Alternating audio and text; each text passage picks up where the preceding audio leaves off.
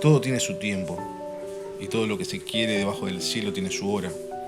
Tiempo de nacer y tiempo de morir, tiempo de plantar y tiempo de arrancar lo plantado. Tiempo de matar y tiempo de curar, tiempo de destruir y tiempo de edificar. Tiempo de llorar y tiempo de reír, tiempo de endechar y tiempo de bailar. Tiempo de esparcir piedras y tiempo de juntar piedras. Tiempo de abrazar y tiempo de abstenerse de abrazar. Tiempo de buscar y tiempo de perder. Tiempo de guardar y tiempo de desechar. Tiempo de romper y tiempo de coser. Tiempo de callar y tiempo de hablar. Tiempo de amar y tiempo de aborrecer. Tiempo de guerra y tiempo de paz.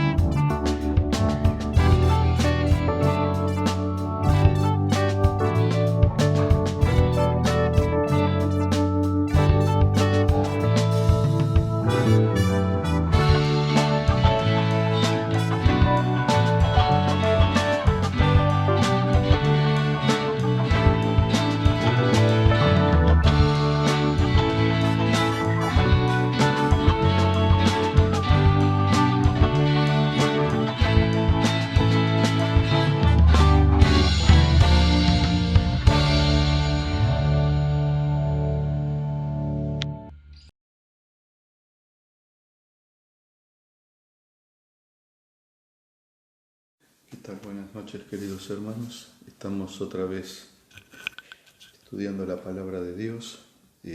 Hoy nos vamos a reunir para orar al Señor, luego trabajar otra vez en esta hermosa materia, en este tema tan lindo que tenemos, que vamos a trabajar durante el resto de las siguientes reuniones, eclesiología. La clase pasada Nicolás nos estuvo hablando acerca del origen de la Iglesia, su fundamento. En esta oportunidad vamos a mirar y comparar a la Iglesia con Israel. Por los días que estamos viviendo y las circunstancias que nos tocan enfrentar, no solo a nivel nación, sino a nivel global, este tema toma una particular importancia. Vamos a estudiar la Iglesia y su diferencia con Israel. Digo que es un tema importante porque en estos últimos días, meses, la Iglesia está enfrentando la pandemia global y toda esta crisis tremenda que apareció, y lo está haciendo con muchas preguntas, con muchas dudas, Les dije en algún otro video que buena parte del pueblo evangélico ya considera que estamos frente y estamos dentro de la tribulación. Por lo tanto, el arrebatamiento del Señor Jesús no tiene lugar para la Iglesia. Y esto es lo que de alguna manera comienza a escucharse. Si entramos en la tribulación, entonces dicen que Israel comienza a emerger nuevamente dentro del plan divino, y hay mucha confusión. La palabra de Dios es muy clara al respecto.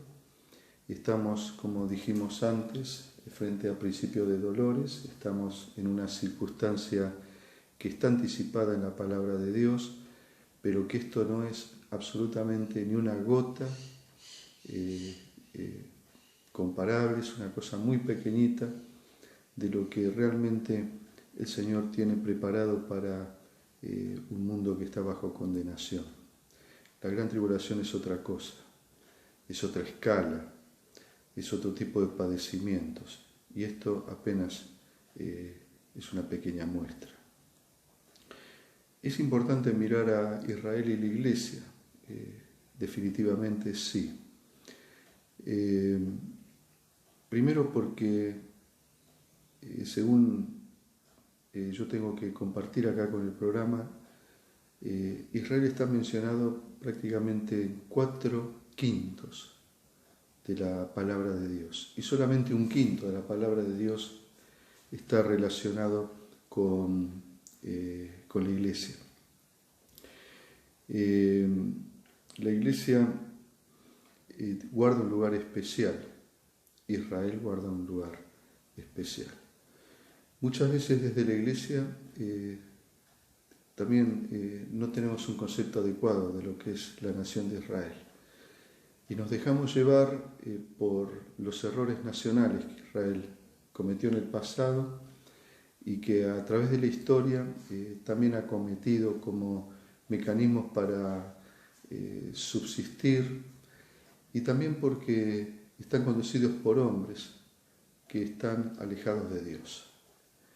Entonces la Iglesia pareciera que está esperando de la nación de Israel un comportamiento como redimidos, cuando en realidad la nación de Israel, como cualquier otra nación que ha dado las espaldas a Dios, está en manos del enemigo. También en la Iglesia hay indiferencia en relación a Israel. Es como que Dios ha desechado a Israel, y por lo tanto ahora toda la mirada del Señor está depositada exclusivamente en la Iglesia. Si hay indiferencia, hay confusión. Y cuando hablamos de indiferencia y confusión, estamos entonces desechando lo que nos dice la palabra de Dios respecto precisamente de Israel, de una manera tan profusa como la vemos en la palabra de Dios. Dijimos 4/5 de la palabra de Dios están dedicados a la nación de Israel. Y ni hablar que a veces escuchamos de creyentes palabras muy agraviantes hacia el pueblo judío, cosa que no debería existir en nuestros labios, sin cerrar los ojos a las tremendas injusticias que como nación muchas veces cometen. Nosotros no deberíamos estar agraviando, y mucho menos una iglesia debería ser antisemita. La primera parte de este mensaje vamos a dividirlo en dos, porque vamos a comprimirlos en módulos pequeños. La primera parte de este estudio lo vamos a orientar a través de las promesas de Dios que ha dado a Israel. La Iglesia ha recibido promesas. Israel también recibió muchísimas promesas de parte de Dios. Y es clave empezar a entender a Israel y la Iglesia desde el punto de vista de las promesas. No hay forma que podamos entender qué pasó con Israel y qué pasa con el trato de Dios con Israel si no analizamos adecuadamente las promesas que Dios le ha dado a Israel. Para empezar, nosotros tenemos que dejar muy claro que Dios cumple sus promesas. Yo quiero leer, para usar como base de nuestro estudio, tenemos que usar bastante la Biblia.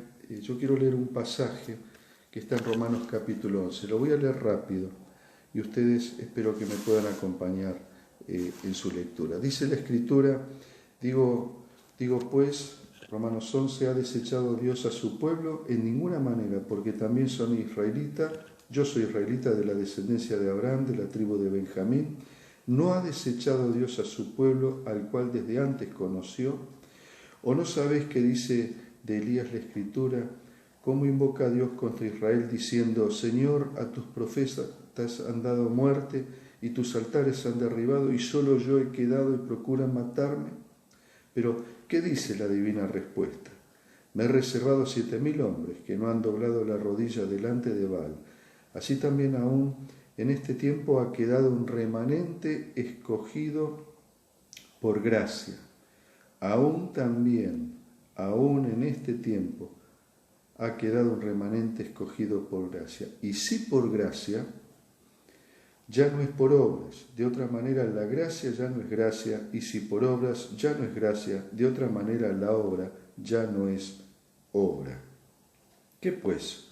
Lo que buscaba Israel no lo ha alcanzado, pero los escogidos sí lo han alcanzado, y los demás fueron endurecidos, como está escrito, Dios le dio espíritu de estupor, ojos que no vean y oídos que no oigan, hasta el día de hoy.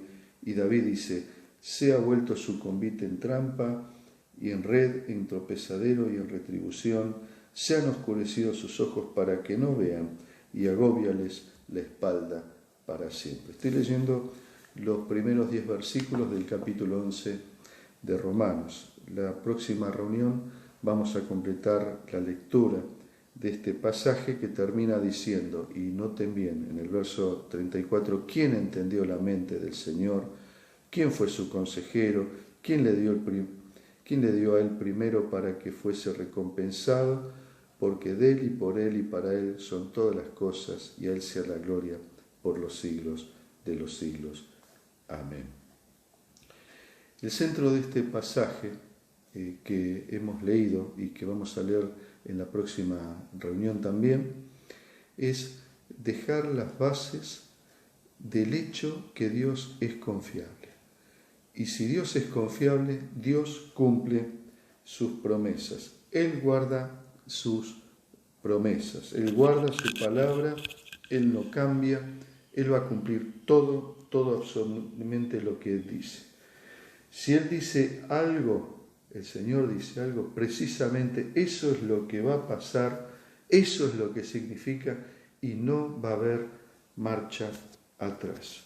En Tito capítulo 1, leo en el versículo 2, está hablando el apóstol y dice, en la esperanza de la vida eterna, la cual Dios, que no miente, prometió. El Dios que no miente, prometió. También encontramos un pasaje en el libro de Josué, en el capítulo 23,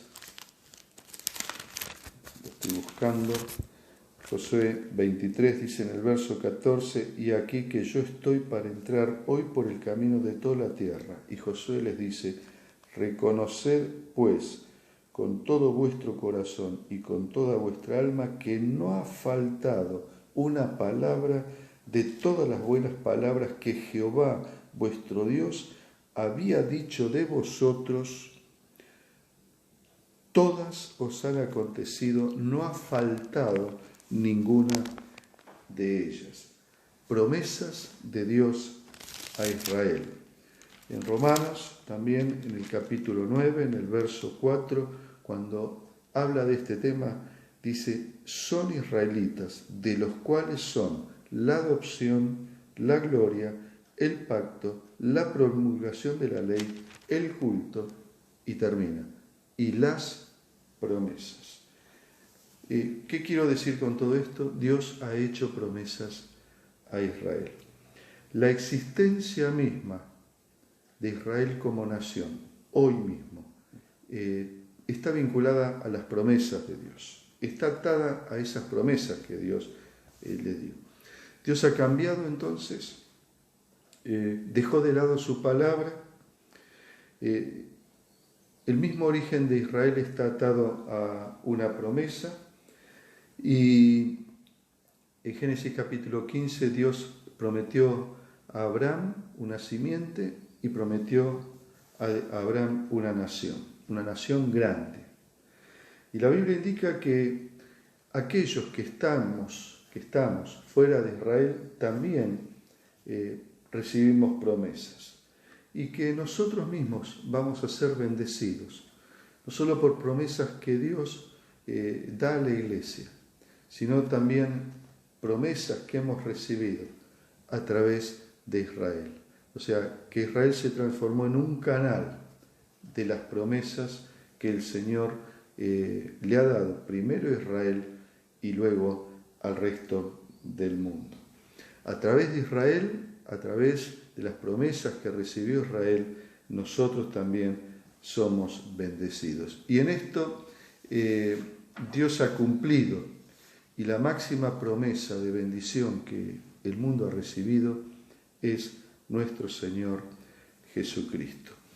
Entonces, no tenemos que ver a Israel como un recipiente, como una vasija que está ahí aislada, que está recibiendo algunas promesas individuales allí, separado, como un ente totalmente separado de parte de Dios, sino que debemos verlo como un canal que recibe las promesas de Dios y las transmite también al resto del pueblo. Entonces, de ninguna manera, insisto y escuchemos claramente, de ninguna manera el hecho de que Dios está bendiciendo al mundo, y está bendiciendo al mundo a través de la iglesia, y el hecho de que la iglesia haya sido bendecida no significa de ninguna manera que Dios haya cancelado las promesas que tiene para con Israel. Promesas de salvación, promesas de paz, promesas de tierra, promesas de bendiciones, de salvación, promesas de un reino, promesas de un rey. Hermanos, todas las promesas que Israel tiene pendientes de cumplimiento, todas ellas se van a cumplir. No tenemos tiempo, pero ustedes lo van a encontrar en Romanos capítulo 9. Esto lo hemos estudiado también los días martes cuando estuvimos repasando el libro de Romanos. En el capítulo 9, Dios habla precisamente de las promesas que Dios le ha dado a Israel y que va a cumplir. En ese capítulo que les menciono, Pablo habla resumidamente de las promesas que la nación de Israel ha recibido. Menciona la promesa y el pacto de Dios con Abraham, menciona también la promesa y el pacto que Dios le ha dado a David, menciona también el pacto de Deuteronomio capítulo 30, que se lo llama el pacto palestino, a través del cual Dios le promete la tierra que hoy está ocupando, y no hay discusión, esa tierra fue prometida por Dios, es de Israel, porque Dios se la entregó por herencia. En Jeremías capítulo 31 también está la otra promesa, por la cual Dios plantará en el corazón del pueblo judío la ley en sus corazones y los redimirá. Tampoco hay duda que los judíos del Antiguo Testamento y los judíos del Nuevo Testamento entendían esas promesas, las entendían muy clarito, y las esperaban, confiaban en ellos, y estaban seguros que esas promesas iban a tener un cumplimiento literal. O sea, esperaban un reinado literal, esperaban bendiciones literales y todo con un cumplimiento preciso y al pie de la letra en la tierra. ¿Qué pasó? Cuando llegó el Mesías, el Señor Jesucristo, ellos lo rechazaron y entonces allí aparece al cruce Romanos capítulo 11 que nosotros hemos leído. Ellos le dieron las espaldas al Señor Jesús, le dijeron no queremos que reine entre nosotros, como dijo el apóstol Pedro ahí en Hechos capítulo 3, verso 14, vosotros negasteis al santo, al justo, pedisteis que se os diese un homicida, matasteis al autor de la vida. Y algunos de estas personas que yo mencioné al principio, que no están enseñando adecuadamente estos temas, entonces concluyen que con este rechazo, entonces por haber despreciado al Señor Jesús, entonces Dios canceló sus promesas. Dios borró del pizarrón, es como si Él hubiera escrito con tiza las promesas a Israel y entonces luego pasó un borrador allí y limpió el pizarrón, fin de las promesas. Y que la reacción del Señor, de la nación de Israel entonces sorprendió a Dios. Y que por lo tanto y por esa sorpresa Él cancela las promesas y ahora estas promesas ya no se cumplen en Israel, sino que se van a cumplir exclusivamente en la iglesia. El nuevo Israel. El Señor ahora nos llama a la iglesia el Israel de Dios y desde el punto de vista de la nación, entonces Israel ve que todas sus promesas se desmoronan, que todo esto se cancela y que todo esto ahora pasa a un nuevo pueblo, el pueblo de Dios, la nación de Israel. ¿Es esto verdad? Es la pregunta que nos tenemos que hacer. Bueno, tenemos que decir que es verdad el hecho que Israel rechazó. Pero ¿es verdad que Dios cancela promesas? Y esa es la pregunta de Romanos capítulo 11. ¿Dios cancela sus promesas? En Romanos capítulo 11, verso 1, el apóstol Pablo hace esta pregunta y dice, ¿ha desechado Dios a su pueblo? Y él responde, en ninguna manera. Si ustedes van a versiones originales, dice no, no, no y no. 4 veces. Esa era una expresión enfática que encontramos en el original. En ninguna manera. Dios mantiene sus promesas, Dios no cancela sus palabras, aunque los gentiles, nosotros, aceptemos la verdad del Evangelio. Y quiero ir terminando esta primera parte. ¿Cómo un gentil, cómo nosotros podríamos aceptar el Evangelio si Dios cancelara sus promesas? O de otra manera, ¿cómo un judío volvería a Dios si Dios cancela sus promesas? Dios no cambió el plan. Algunos dicen, sí, cambió Dios el plan al rechazar a Cristo. Dios no cambia sus planes, simplemente porque nada sorprende a Dios. Y Dios no cambia. Pero Dios utiliza a Israel y utiliza el rechazo de Israel para abrir un canal de bendiciones a un pueblo escogido, al pueblo de Dios. Y por eso terminaba leyendo profundidad de las riquezas, de la sabiduría y la ciencia de Dios. Cuán insondables son sus juicios, cuán inescrutables son sus caminos. ¿Quién entendió la mente del Señor? El Señor ha dado promesas a Israel, le ha dado promesas a la iglesia. Nosotros vamos a seguir mirando este aspecto que es vital, porque tenemos que entender que Israel todavía está dentro de los planes de Dios y que las promesas que Dios le ha dado a Israel fueron un canal tremendo por el cual Dios bendijo a todo el mundo y especialmente a nosotros. Debemos dar gracias a Dios por Israel, debemos orar por ese pueblo y debemos amarlo como el Señor lo ama y encontrar en el pueblo de Dios el objeto del amor que el Señor ha tenido para esa nación, a pesar de que el mundo también mira a Israel con recelo, con odio, con burla y con persecución.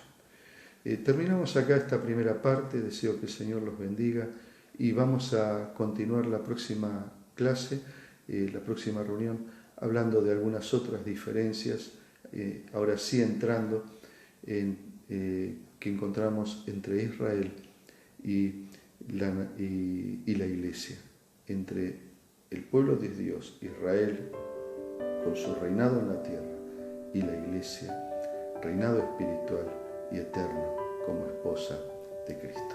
Que el Señor los bendiga, hermanos, buenas noches y que nos podamos encontrar muy pronto a través de los próximos devocionales y los contactos